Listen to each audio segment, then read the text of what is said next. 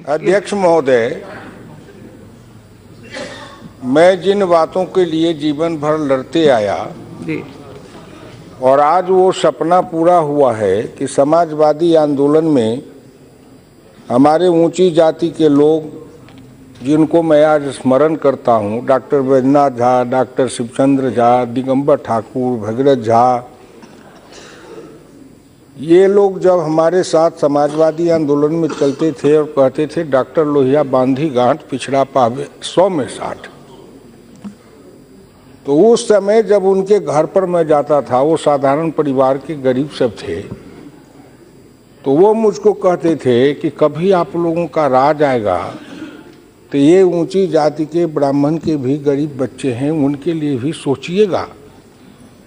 तो उनके मन में एक अरमान था कि कभी पिछड़ी जाति का ऐसा आदमी सत्ता में आएगा जो संपूर्ण समाज के समग्र विकास के लिए सोचेगा और उस दिन ऊंची जाति के गरीबों के भी बच्चे के अरमान को पूरा करेगा।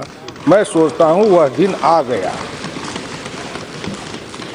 बिहार के अंदर रामानंद तिवारी, कपिल देव सिंह, श्री कृष्ण सिंह, सच्चिदानंद सिंह, ये लोग कर्पूरी ठाकुर के नेतृत्व में जब लड़ते थे, मैं जानता हूं जब बाबू सत्येंद्र नारायण सिंह के साथ 77 में कर्पूरी ठाकुर जी के नेतृत्व का संघर्ष हुआ था, उस समय मेरी पार्टी में, उस समय जनता पार्टी में 33 राजपूत थे, उसमें से 17 राजपूतों ने कर्पूरी ठाकुर का समर्थन किया था, बाबू सत्येंद्र नारायण सिंह का समर्थन नहीं किया था।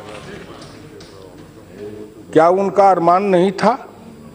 इसलिए 77 में जब कर्पूरी ठाकुर ने आरक्षण दिया 26%, तो उन्होंने दिया 12% पिछड़ा एनेक्चर 1, 8% एनेक्चर 2, 3% महिला, 3% आर्थिक दृष्टिकोण से गरीब। उन्होंने शुरुआत की थी, वहां थे।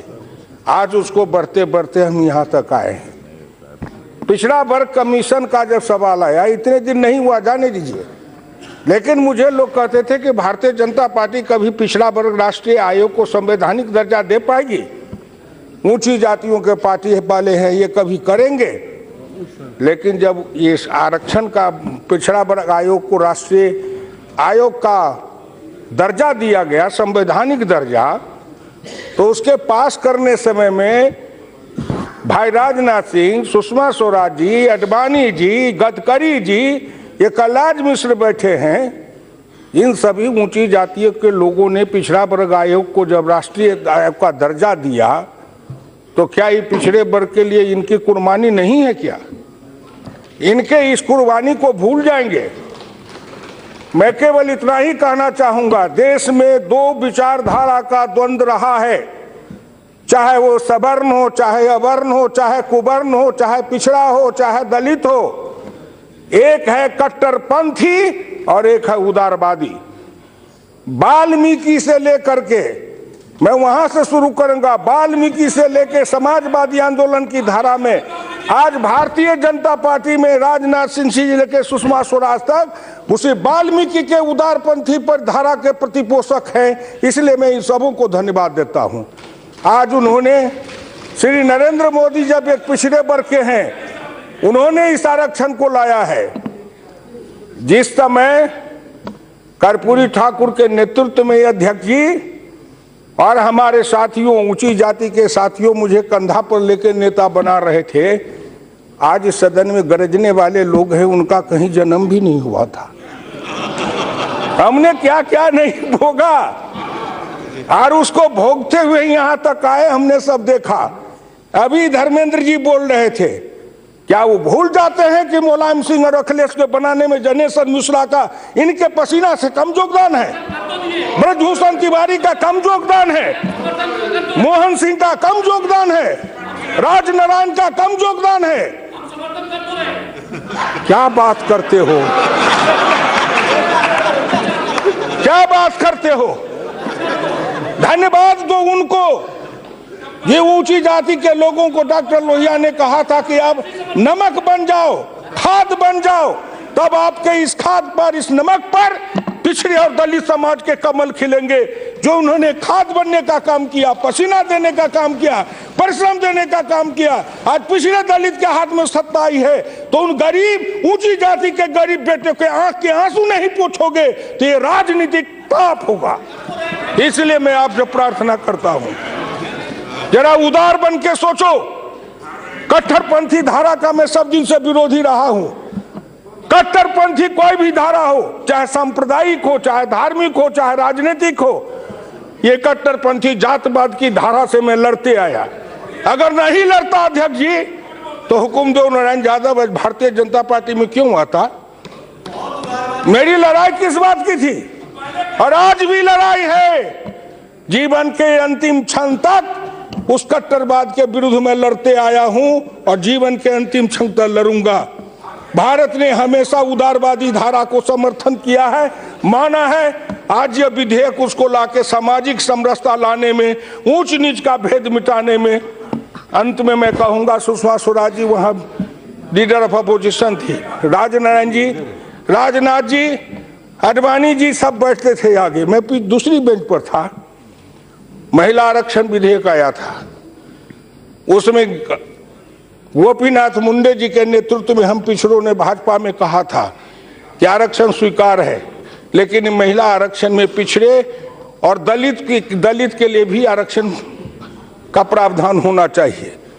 माननीय अडवाणी जी के अपने घर पर सबको बुलाए, पार्टी में सहमति बनी, उस विधेयक में आया कि साहब इनको मिलना चाहिए। लेकिन जब कभी हम पिछड़ा की बात डालते हैं तो कांग्रेस पार्टी उसमें टांग लगा देती थी कि इसमें अल्पसंख्यक भी घुसाओ, अल्पसंख्यक भी घुसाओ। माने इनका पिछड़ा से क्या दुश्मनी है, मुझे समझ में नहीं आया।